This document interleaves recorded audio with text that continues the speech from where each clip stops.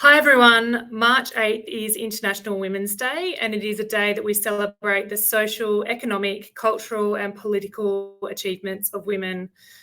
The first International Women's Day gathering occurred well over a century ago in 1911 and was supported by more than 1 million people in Austria, Denmark, Germany and Switzerland. Today it is celebrated worldwide and belongs to all groups collectively everywhere. The theme for International Women's Day in 2022 is Break the Bias. Whether deliberate or unconscious, bias makes it difficult for women to move ahead. Knowing that bias exists isn't enough. Action is needed to level the playing field. Are you in? Will you actively call out gender bias, discrimination and stereotyping each time you see it? Will you break the bias? We ask you to cross your arms in solidarity. For those of you who don't know me, my name is Peter and I am the branch manager in Adelaide. And today I'm joined by Lisa Johnson from Shared Services, the Shared Services Manager, Kim Padmore, Director of Perth, Liz Punchin, the Director and Acting Branch Manager in Melbourne. These three incredible women are part of our People2People family and will today be sharing with you their stories and journeys that led them to the leadership. Before we get started and hear some of those stories, I do want to let you know that we encourage you today to ask questions throughout today's session, and you can do so by typing in the chat box on the right-hand side of your screen. So let's get started, and Lisa, I'll start with you. Can you tell us about your journey and some of the challenges and achievements you've had along the way? Well, I joined the recruitment industry in 1997, which is like the dark ages. It was such a long time ago that we didn't even get resumes by email. People would actually post them in response to jobs in local newspaper. But what I think is unusual about recruitment is even then, it was an industry that was dominated by women. But what I mean is it had lots of women working in the industry, but at that time the companies were still mainly run by, and the senior management team were almost always men, and some of them were truly appalling. When I moved to Sydney in 2000, again the dark ages before most of you were born, I interviewed with a major agency. So this was at a global agency actually, and I met with the CEO in his office, and he had an enormous office. It was bigger than our boardrooms. Like even Brisbane's boardroom is not as big as what his office was. And then after I talked to him, he took me down to the floor where the consultants worked, and it was like a rabbit warren of tiny cubicles, and there were all these frantic women just on the phones and working, and they worked such long hours. And I think that was the other thing about the industry in those days, is that the hours of work could be prohibitive to women. You started work at 8, you worked through till 6. There was no negotiation. Those were the hours. At least once a week, you would work through till about 9 o'clock at night to call candidates. So they were candidate evenings. And there was very little quarter given to anybody who had personal commitments that didn't fit within those hours of work. And we also had to wear a uniform. And it's taken a while for that to relax. But when I came to Sydney, and I joined Recruitment Solutions as it was then, they'd only just started letting women wear trousers. But generally, the uniform was a skirt. You had to wear pantyhose every single day. It didn't matter if it was 40 degrees. You wore a collared shirt. You had to wear a jacket all of the time. Like if you were in the back office, you could take it off, but you were never in front of a client or a candidate. You were never on the street without a jacket, which, and that kind of trauma obviously still lives on in Mark Smith. Like I said, the positions of power were mainly held by men.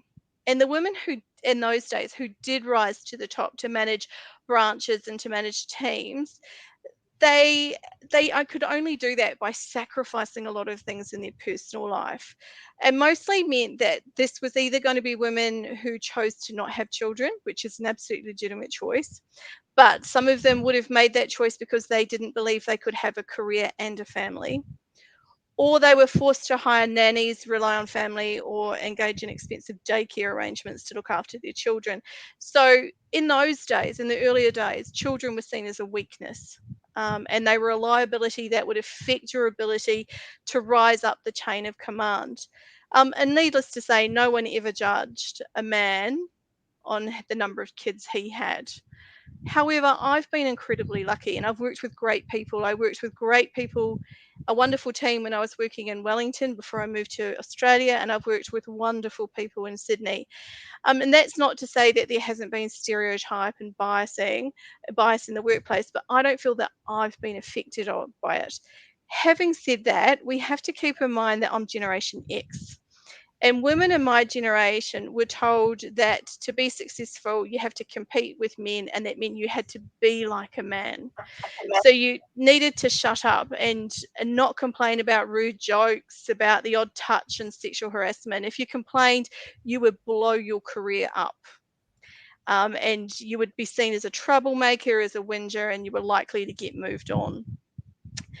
So you didn't complain, you just put up with it, and you do whatever you need to do to rise up the ranks and get to the career that you want. And sometimes that would mean and I've seen this but not experienced it, but it meant that there were some women who felt that they had to stand on other women to grow their careers. And that meant that in terms of being able to, oh gosh, I'm not articulating this, they had to fight within the system designed to discriminate against them, and they themselves became incredibly critical and sometimes brutal in the management of other women, because they felt they had to sacrifice so much, so everybody should have to sacrifice so much. And I haven't experienced this myself, but I know that it happens in business on a wider perspective. Thank you, Lisa. When you were talking then, I was thinking my career in recruitment didn't start that long ago, but one of the early days companies that I worked with, there was a rule that all women, if they chose to wear skirts or dresses, had to wear stockings, and it didn't matter what the temperature was outside, jackets were always to be worn. So I had that also in the very early days of my career in recruitment, and that wasn't all that long ago. Thank you very much. So if we can hear from Liz now. Oh, you're on mute. Thank you. Can you hear me now? Yes. Great. Hi, everyone. So for those that don't know me, my name's Liz. So I joined P2P back in 2008 as a graduate in Sydney. So Lisa actually interviewed me, my first interview. So yeah, joined the business as a graduate, went through the grad program for 12 months and became a 360 recruiter in the temp business support team on a cold desk at the start of the GFC. So that was incredibly challenging upon reflection, but I didn't know any different. So very cold market and challenging times. So yeah, really grateful that the business kept me on with my limited experience and network.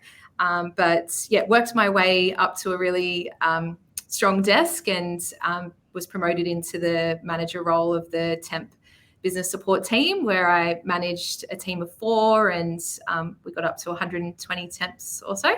And then I put my hand up to move to Melbourne in 2015 to work alongside Erin to basically build the Melbourne team and lead the temp business, which I naively thought after 7 years in the recruitment industry that it would be a lot easier than it was. It was very much starting again in a completely new environment, a new desk, a new network. So there were many moments where I thought, what have I done in terms of, leaving such a strong desk and team behind. And, as a creature of habit, just, forging my way in a new city was really tough personally as well. But yeah, really proud of what we've achieved down here. So we are a very strong female-led team. So we now have a team of 18. So sorry, Will, if you're watching, though we're a very strong female-dominated team, and I'm very excited to be leading the branch for the second time this year as well. Thanks, Liz. Lovely to hear your story. I agree with you. It is a very different feeling to coming and opening up a brand new branch and starting again. Thank you. Kim, if we can hear from you now. Hello. So for those of you who don't know me, I'm the director of our Perth office. I actually started in Sydney I actually had to look up the year earlier, but 2012. So I grew up in Perth, and I actually started my recruitment career in a support position in a very male-dominated space for an agency specialising in mining recruitment. Pretty inappropriate, sexist environment, I must say. So when my partner, or now husband at the time, was offered an opportunity to move for a new position in Sydney, we jumped at the chance, and we always wanted to try something different outside of small Perth. So I joined P2P as a rookie recruiter and fell into the legal team. It was a really busy time to join. So I was a para for about, I think it was 12 months before I then stepped up into a consultant position. And then after that, so I spent 3 years in the Sydney office, absolutely loved my time. And for me, I always wanted to go and experience life in London because I was born in the UK. So I went and did legal recruitment in London for a couple of years. And then by that point, it was 5 years away from Perth. So I thought, I'm ready to come back to Perth now. Obviously, the lifestyle Perth versus London is so different. Recruitment processes were still very similar, and it was still very female heavy over there as well. But yeah, I have come back and obviously set up our Perth office 4 years ago now, and skipped a few steps and stepped into to lead our office. And at the moment, we're exactly the same, Liz. We are a female dominated team, so we will add males to the team eventually. But yeah. Great. Thank you very much. Lovely to hear all of your stories and journeys joining the P2P team and how you've gotten to where you are today. It's interesting, when I started to think about International Women's Day and break the bias and started to have a look into different statistics, it really interested me to see that some of those statistics are still very, very scary today. And I heard only this morning on the radio that they're saying with the changes that we're currently making, it will take 100 years before we have that equal playing field for both male and female in the workplace. So some of the statistics that I have come across in the last few days is around gender bias. For example, is gender bias is experienced by women worldwide, and recent studies in America showed 42% of women experience gender discrimination at work. And the one that really shocked me the most was only 6.6% of CEOs in Fortune 500 companies are run by women. So it's a very, very small percentage of women running those large companies, and we really want to see that change.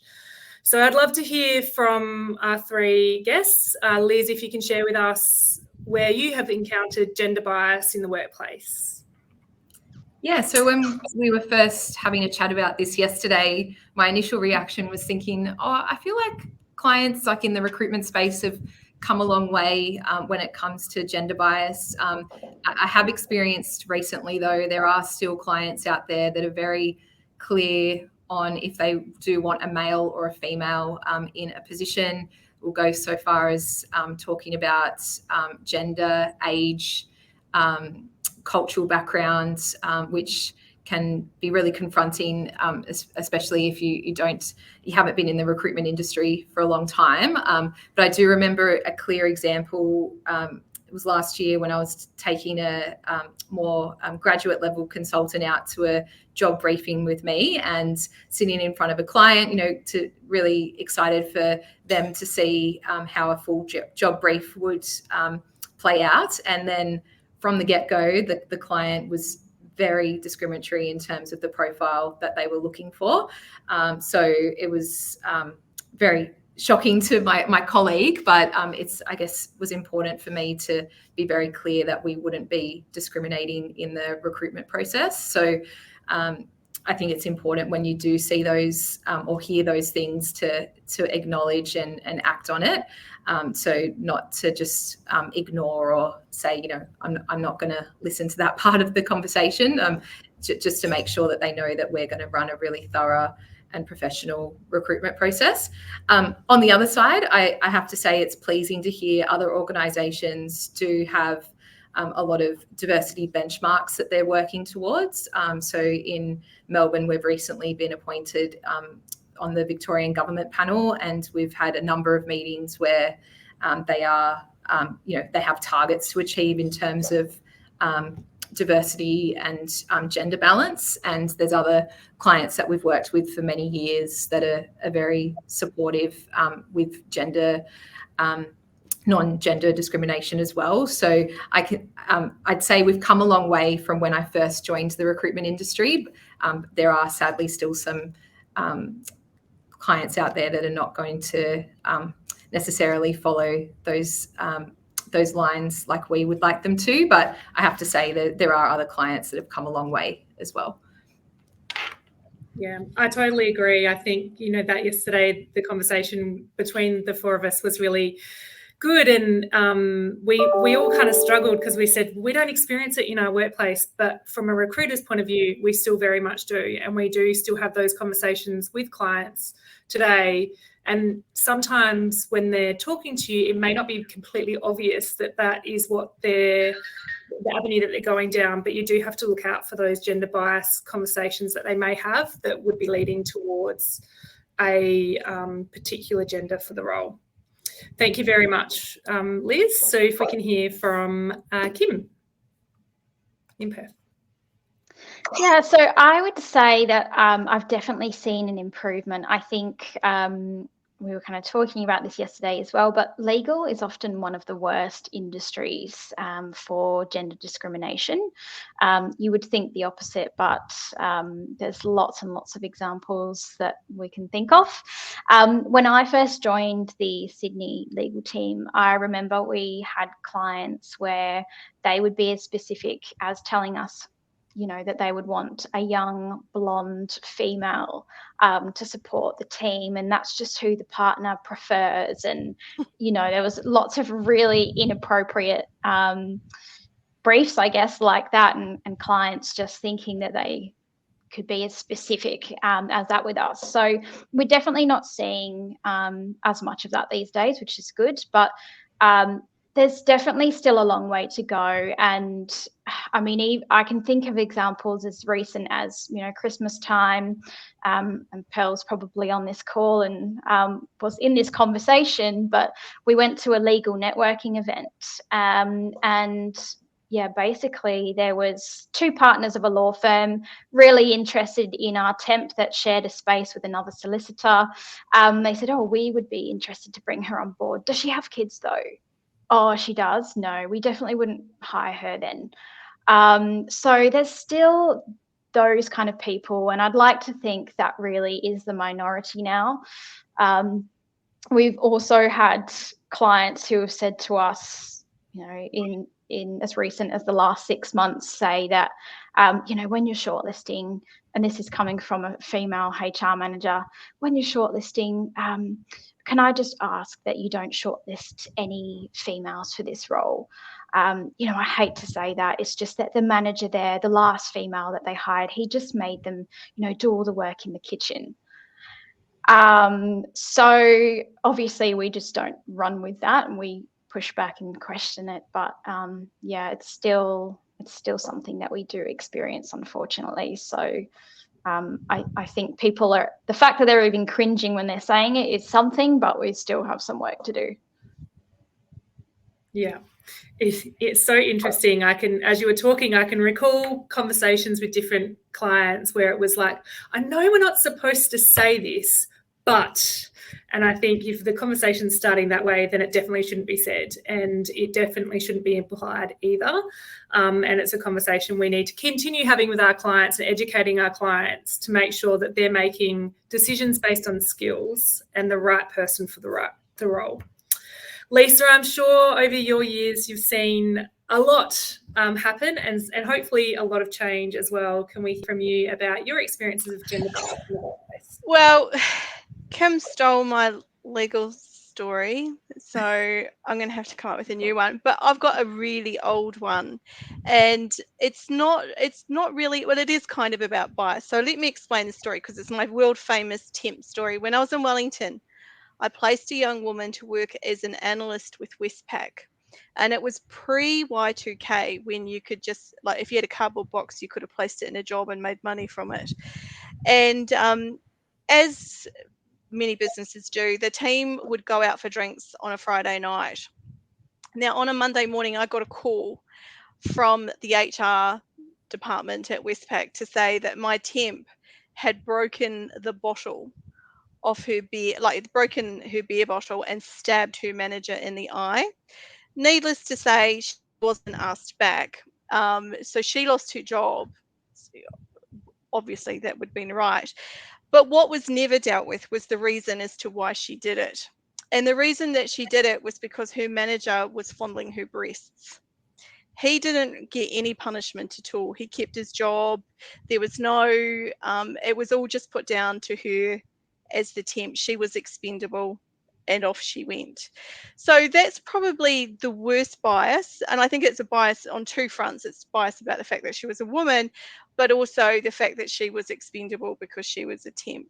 And it is my favorite story because you know, when you talk about crap temps, I'll say hold my beer literally and break the bottle off it.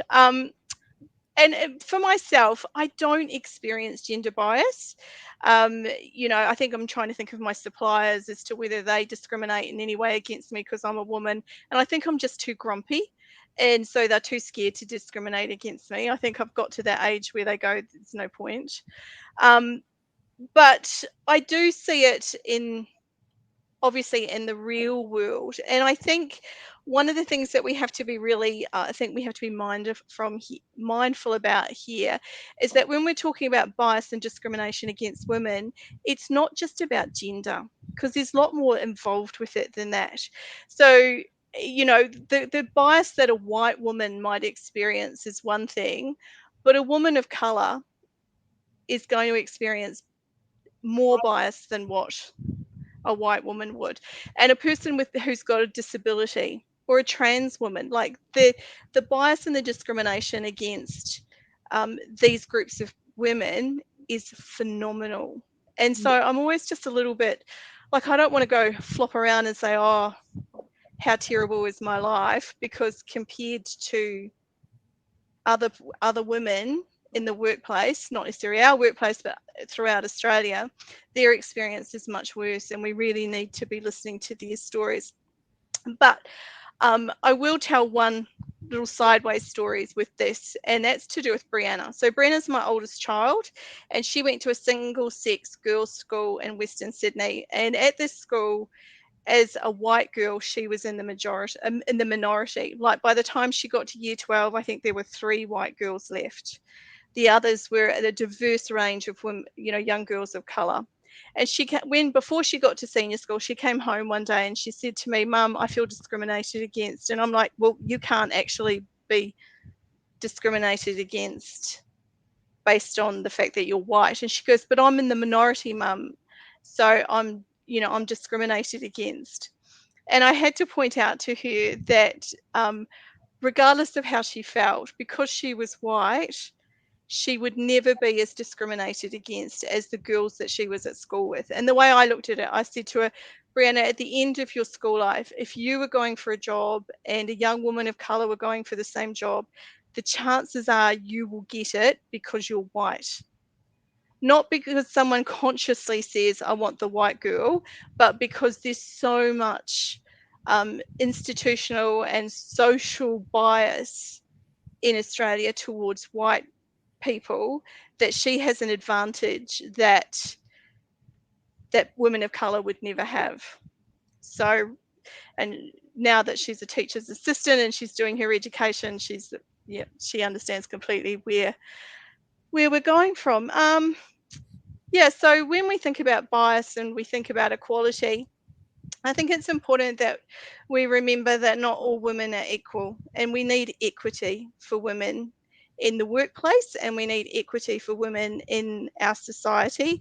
And that means that we need to be very supportive of minority women in Australia to make sure their stories are told, that we genuinely listen to the problems that they have, and that we answer it. And Manda, you're absolutely right. Older women too. Like I'm at that age now where I start to worry about older women bias, but we have to be really sensitive to the fact that, as like here on our panel, as white women, we don't own the whole discussion on bias and discrimination for women. Very well said, Lisa. I couldn't agree with you more. I think that there is a big issue across the world that we definitely need to address, and small steps to get there from everyone would help. I was thinking about our next topic, which is around gender stereotype. And for those of you who do know me and get the opportunity to talk to me often, I love to talk about my children. So I'm going to bring my children into today's webinar. So for those who don't know, I'm a mum of 2 boys, Oliver, who's 7, and Henry, who is 5. And for me, being a mum of 2 boys, I don't have a house full of girl toys or girl clothes, where a family who have a baby of both sexes might have that opportunity where their children get to play with girls' toys, or they get to dress up in a dress, or they wear shorts and that crosses over. So I actively went out of my way to make sure that my boys had non-gender specific toys. And so they've got dolls' houses, and they've got trucks, and they've got all sorts of different things. And Henry, my little 5-year-old, as about the age of 2, his favourite colour was pink. And I am one of those mums who goes, whatever their passion is, run with it. So I went out and bought him pink shoes. He had pink tops, and he had everything that he wanted. He's got unicorns and all sorts of things. And it was when he started childcare that I realised there's a much bigger issue that I didn't know about. And that was the moment that he stepped into a childcare centre when he could talk, is probably where I should say, because not as a baby, but when he could talk. That he would come home and say, oh, Mum, I don't want to wear pink anymore because pink's a girl's colour. So I realised then that it starts very, very early in this gender-specific roles or stereotypes that happen across the world. And so we have a saying in our family, and feel free to take it on for your own children if you choose to have children, or nieces or nephews or whoever else is in your world. But our saying in our family is genders do not have colours. Colours do not have genders. They are just colours. So it's not a girl's colour. It's not a boy's colour. It's not a girl's toy. It's not a boy's toy. It's just a toy. It's just a colour. So my children copy that. Every time they say something like, that's a girl's colour, and I bring it up to them, they go, yes, Mum, colours don't have genders. So I think it's really important to understand that it starts at a really, really young age and out of our control, because as soon as they're in society, they are, what's the word? Like it's there in front of them. And parents would even say to me on the way out the childcare centre, oh, it's so good that you let your boy wear pink. Anyway, there's my story for you about my 2 boys. So I'd love to hear from you, Kim, and your experience around gender stereotype. Yeah, so I think it's no surprise that I look quite young. And I think that being as youthful looking as I am hasn't always worked in my favor. So I think being a young woman in the role that I'm in, I've really felt like I've had to justify my position and justify why I'm in this position that I'm in. I think especially more so for me, you know, at one stage, you know, I was just a rookie at People2People in Sydney, and I was peer to a lot of people, and now I've come in and I've stepped into this position in Perth. So for a long time, I really felt like I've really got to prove myself. I've experienced this quite a lot since I've been in Perth. I've had a number of clients and also candidates almost question me that, you know, I'm a young woman in this position. There is a legal client of ours. She's the practice manager of a firm over here, and she's actually opened up quite a few doors for us, and now we're sponsors for Altma and all that kind of stuff. But when I first met with her, we had a meeting, and she said, "Sorry, can I just ask, how old are you?" And I just think that if you were a man, you wouldn't get that question. I've also experienced it with a senior level candidate that I've interviewed. So she was senior HR manager, a woman as well, obviously. When I registered her, she said, "Oh, I just wanted to say, I noticed on the website, it says you're a director. Well done. Good on you." And again, I just think if I was male, would I get that kind of patronizing comment? But she doesn't mean it in that way. I'm sure she's trying to be complimentary. But yeah, I just think because I'm a woman, it is quite different. Pearl and I also had a meeting last year with a client as well, and it was a mining company. And we sat down, we'd taken a brief of a position, we'd gone through People2People and a bit about our story and us and who we are. And I talked about the fact, you know, I started in Sydney and now we opened our Perth office a few years ago. And he said, "Oh, and I bet you're a director and shareholder as well, yeah?" As if I couldn't be. And I said, "Yeah, actually, yeah, I am." I head up our Perth office, and yeah, I'm a shareholder. And he was like, oh no, very good. Yeah, that's good. So I encounter comments like that all the time. And I brought this up to Greg Savage actually when we were having a catch up about the Perth office and, you know, being a young manager. And he was like, "Well, the best comeback is, well, yes, at People2People, we hire people based on skills and experience rather than their age or gender." And that is what I go back with now. If anyone ever questions, me being in this position or my age, or, you know, I feel no need to respond to people's comments or questions on my age. So yeah, it's an ongoing issue for me. Thank you, Kim, for sharing that story. I'm sure that is very difficult to come up against with many different people. And we support you 100% here at People2People. So just know that every time you go to a client and someone comments. Liz, can we hear from you, please? Sure. So mine is something that I guess at the age that I am and recently married, there's a lot of assumptions that I guess all women want to, once they get married, start to raise a family, and that is not in everyone's plan, and that is okay. But I guess just cheeky questions here and there that I often just will have a joke with, or sometimes just completely sweep under the rug just to avoid the conversation. But I guess it is completely like a personal prerogative and decision with whatever anyone wants to do in terms of raising a family or having children. And I guess on the flip side, my husband and other males would not have the same pressures or questions raised to them when they get to a certain age. So so it is interesting that is still, I'm sure it's a lot of the time just conversation.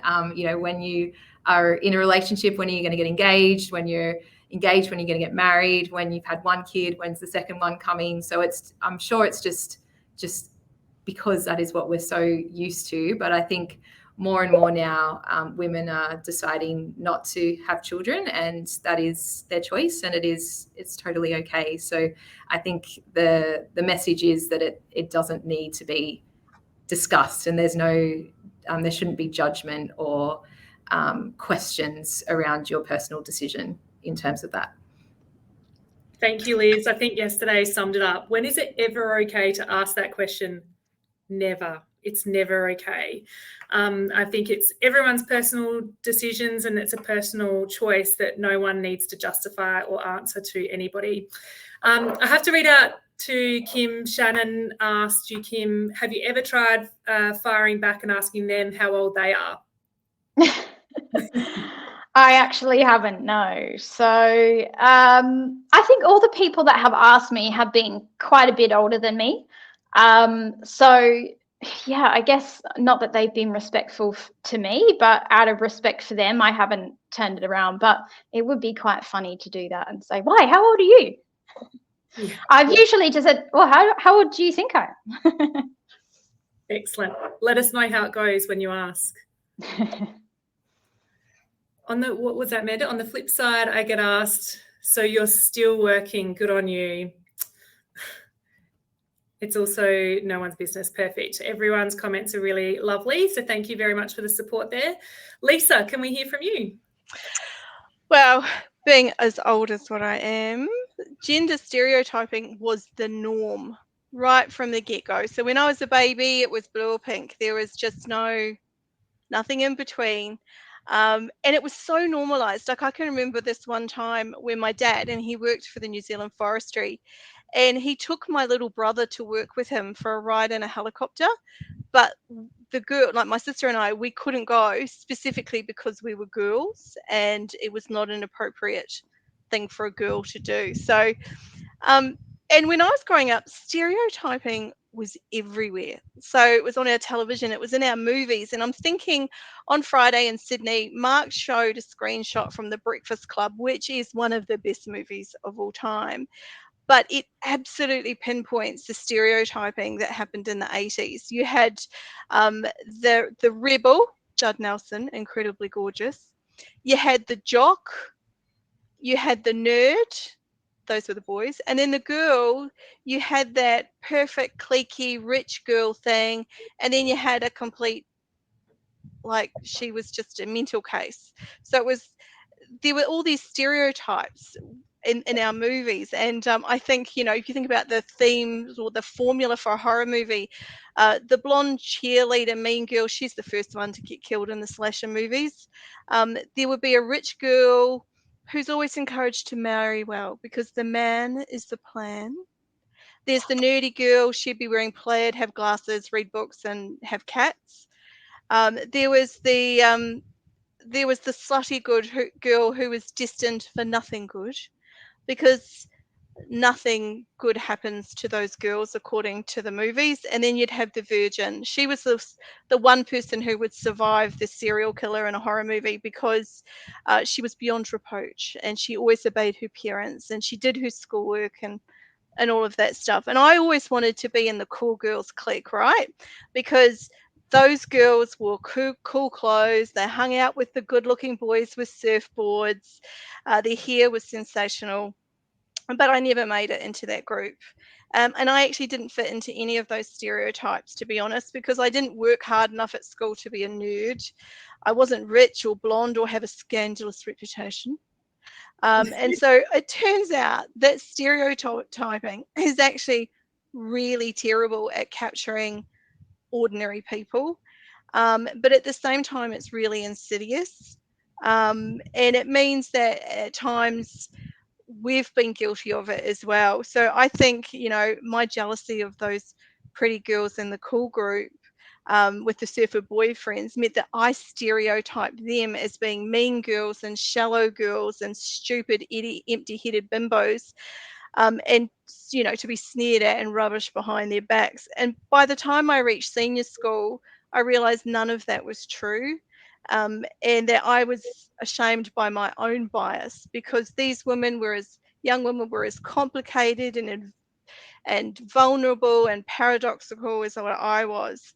And some grew up with more money, and some grew up under terrible parental pressure to succeed. Some people were abused by people who loved them. And it turned out that the stereotypes that I was living with inside my head never really captured the beautiful and terrible reality of people in real life. As an adult, now this is the counteract to Liz's argument, the most obvious stereotype I have countered is being a working mother. And can I just say, ladies, if you decide to have children, stay away from mothers' forums and online groups. You are on a hiding to nothing if you join those pages. So I've experienced criticism or the idea that my kids have been raised by strangers in a daycare because I chose to work.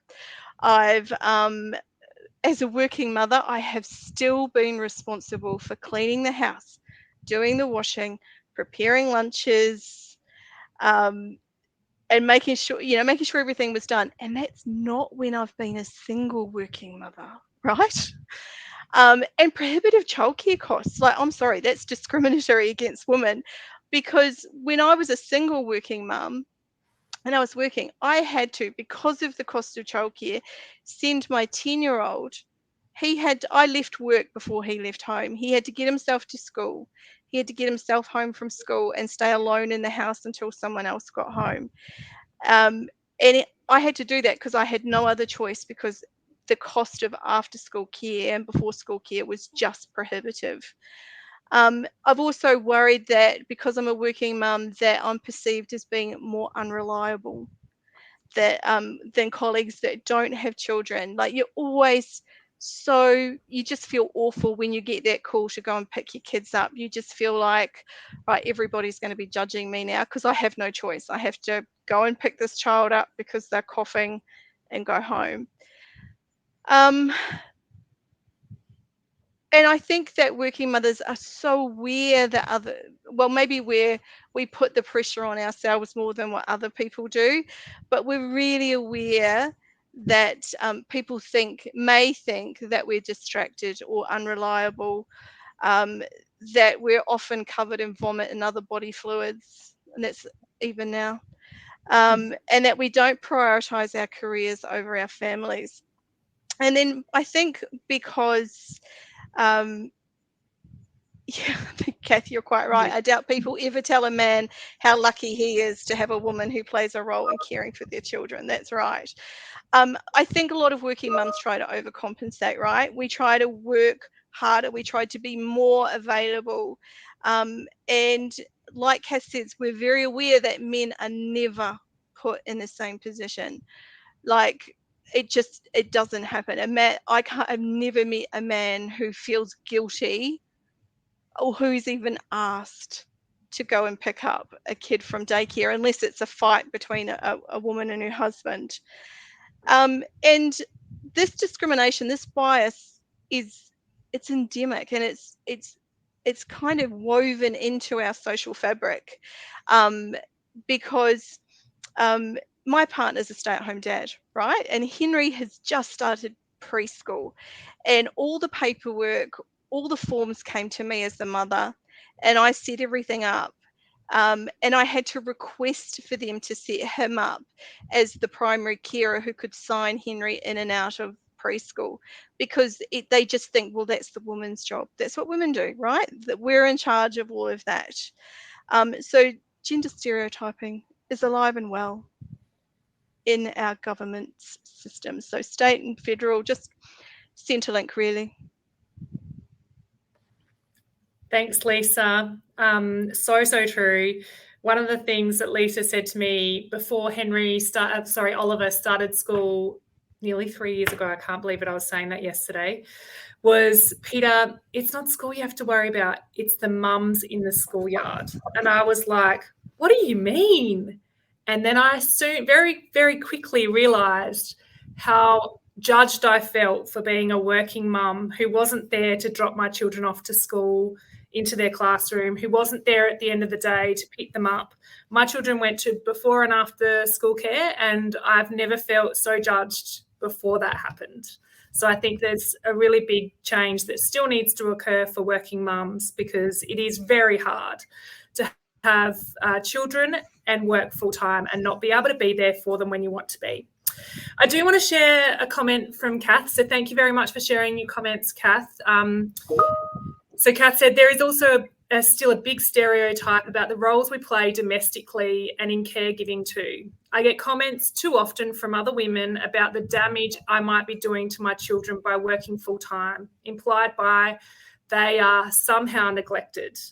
When I was married, how lucky I was to have a husband who cooked dinner and took the kids to school.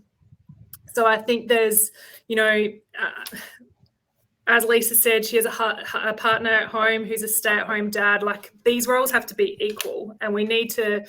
I'm very lucky in my own relationship that I have a husband, and myself and he and myself both work full time, but we absolutely share the load when it comes to parenting. And he picks up the children, I pick them up, he drops them off, I drop them off, and we share the load 100%, and it needs to continue that way. And I think I'm probably a minority when it comes to that, and I think there's still got to be a big change. So, thank you.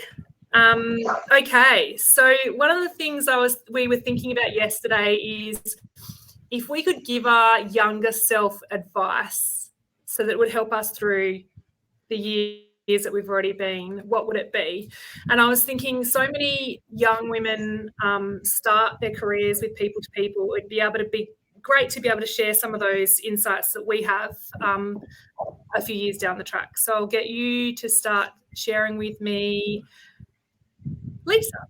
Oh, right. Okay. Well, I feel that I've lived a life of privilege, and there have been hard times and there have been spectacular times, but overall, I think I've been really lucky. I've always had a roof over my head, food on my table, clothes on my back. My kids have been loved and they're growing into amazing people. So I don't look back at things that I would change, because I think every step that I've taken on my journey has led me to this moment, and it's a good moment. So I wouldn't want to risk that. Like, if I'd left my husband when Brianna was 1, I wouldn't have met Craig. I wouldn't have had Alex. I wouldn't have met Craig, and I wouldn't have Henry. So I can't regret the years that I spent in a not very happy marriage, because if I didn't have those years, I wouldn't be where I am right now. So I think the only thing that I would do is go back and whisper in my ear that I'm stronger than I think I am, that I'm more capable, that not being in a relationship can be the most empowering, powerful time in your life. And I would tell myself to have faith in myself as a person, and to be confident enough to let go of what you think your life should look like, and live the life you have. The most vulnerable time that I lived through was when my husband left. And for anyone that goes through that experience, it's an enormous kick in the guts, and you're filled with self-doubt, and you question your worth as a woman. And that's the moment I would go back to and whisper to myself to say, you can do this. You're smart, you're strong, you're more capable than you know. And in a very short period of time, you're going to wake up one day and that you realize that you're happy. So my thing would be, so dry your eyes, princess, you've got this. Thank you very much for sharing that, Lisa. Very personal story, and I think it definitely helps a lot of women who might be going through similar situations. And I 100% agree. If I could just tell myself that I was stronger and that I was able to get through all of this, it would have been so much easier. There would have been far less tears. Excellent. Kim, can we hear from you, please? Yeah, so for me, I would say the way that I've grown the most over the last 4 years, and I think especially in starting the Perth office and getting to the point where I am now, where I feel, really confident in my ability, is, I didn't start like that. I was quite low in confidence, and I thought in order to be successful, I had to basically be someone that I wasn't. And I think it kind of ties into what Lisa was saying earlier with stereotypes and labeling, but I think it's so easy to label ourselves as well, and like, I'm this kind of person, or I'm that, or I'm an introvert, or I'm an extrovert. But really, I think that just limits us, and we're a combination of lots of different things. So I had always told myself, oh, I hate public speaking, I can't do public speaking. I never thought even I'd be on a webinar now, and I ended up speaking in front of 400 people at the Outmer event a few years back. So I think I would go back and tell myself not to sweat the small stuff, not to worry so much about what other people think, not to try and be someone that I'm not, because I think it just one day clicked for me that actually you can just be yourself, and people actually believe you and believe in you a lot more, and gel with you. And I think since doing that, I have found a lot more success, and I've, built a lot more business as well, and clients relate to me more. I don't have to be this professional robot.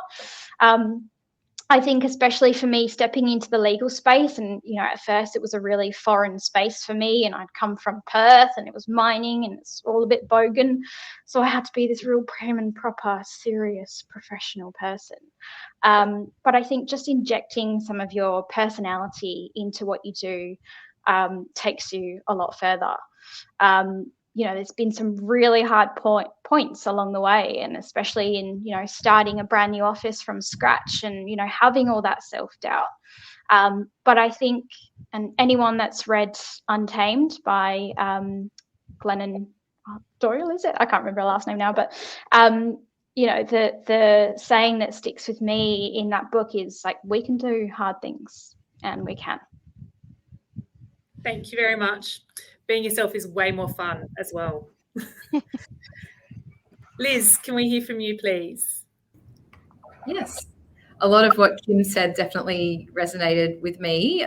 But yeah, thinking back to the young 21-year-old grad that started at People to People, what advice I'd give to myself. I remember in the early days, I was the people manager, hand washing people's dishes, and, personally adding everyone's interview notes in the system. So we've come a long way as a branch as well. But, starting from the bottom, if you work really hard, you do get out what you put in, and your hard work does pay off. So truly believe that everyone in the business works incredibly hard, and we're very proud of all of the internal promotions that have come off the back of everyone really committing and working really hard, and also being very loyal to the business as well. Just echoing what Kim said as well, just believing in yourself, and not always being so paranoid or focused on what other people think or what other people want. To do what you want to do, and do what makes you happy, because life's too short, and when you are happy, it does bring that positivity to your work, your day, your network as well. So and for me as well, talking about what I said earlier about being a creature of habit, when you do step out of your comfort zone, you can achieve great things and have amazing experiences along the way. Thanks very much, Liz. So we are coming to the end. We were worried yesterday that we weren't going to take up a whole hour, but we've definitely made it there, ladies. We're 5 minutes away. So leading us into the end, I do want to share a quote from the International Women's Day theme for this year. Individually, we are responsible for our own thoughts and actions all day and every day. We can break the bias in our communities, we can break the bias in our workplaces, and we can break the bias in our schools, colleges, and universities. Together, we can all break the bias. So to finish off today, I'd like to hear from Liz, Kim, and Lisa one thing that would make a difference in fighting the biases. So whoever wants to go first, free. I'll jump in. So I think it's important that we do call out gender actions and assumptions. So, when we do see it in our personal lives, in our work lives, in recruitment processes, just let whoever you are talking to or whoever is, doing anything that could be gender discrimination, to call them out and let them know that you're not going to just allow that to be the norm. I think especially in Australia in the last 2 years, we've come such a long way with having strong voices and really being honest with situations that are not okay. But what we can do personally in our personal lives and in recruitment, what we're doing in the industry, I think we've come a long way, but there's still a long way to go. So making sure that we do call out any gender bias and assumptions. Fantastic. Thank you, Liz. I'm Kim, happy to jump in. Yeah. Yeah, so tying in, I mean, similar to what Liz said, but I think it's just really important that where we have the opportunity, we try to influence others' beliefs and actions around this as well. So, any interactions that we have, whether it's our candidates, our clients, people that we're speaking to at the coffee shop, I think, if you believe in something, it is really important to speak up. And, there is still a really long way to go. So where we can kind of share our views on these things, I think it's really important to help change others as well. Thank you very much. Lisa. I think, okay, so I can't limit it to one thing, but let's just say that I think we need to actively listen to the women that are around us. All women's stories are important. Don't be afraid of calling out sexism and misogyny when you see it, and demand better. Demand better from the men and the women in your life. My dad frequently blocks me on Facebook because I demand better from him, and I have to refriend him all of the time. Challenge your own bias and beliefs, because even women are guilty of discrimination. And be mature enough and smart enough to recognize your own bias and take action to overcome it. Empower the women around you. So if they have stories to tell, listen to them. Support all women, share content online, support change orgs and petitions that speak specifically to the bias and discrimination for women of colour, women with disabilities, transgender women and older women. Hold each other up and don't punch down. Be strong for those who can't be strong, and do not promote voices of hate and division. Be inclusive. Educate yourself.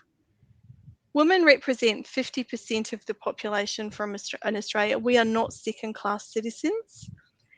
We need to harness our power and demand change so that we get change. You can tell I prepared that earlier. Thanks, Lisa.